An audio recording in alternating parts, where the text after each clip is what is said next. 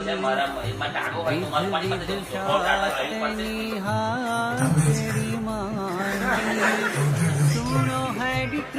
મારી હાલ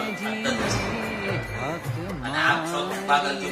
તમારી કૃપાને કંઈ થાય નથી. જેના પર બાપા થાય રાજી, એની સુધરી ગઈ બાજી, એની તબિયત છે તાજી, તો પ્રમુખ સ્વામી કહેતા તારી વાત પણ સાચી, એમ કે તારી માતા હાથ નહીં કરતો તો હાથ તો દૂર કરવું પડે.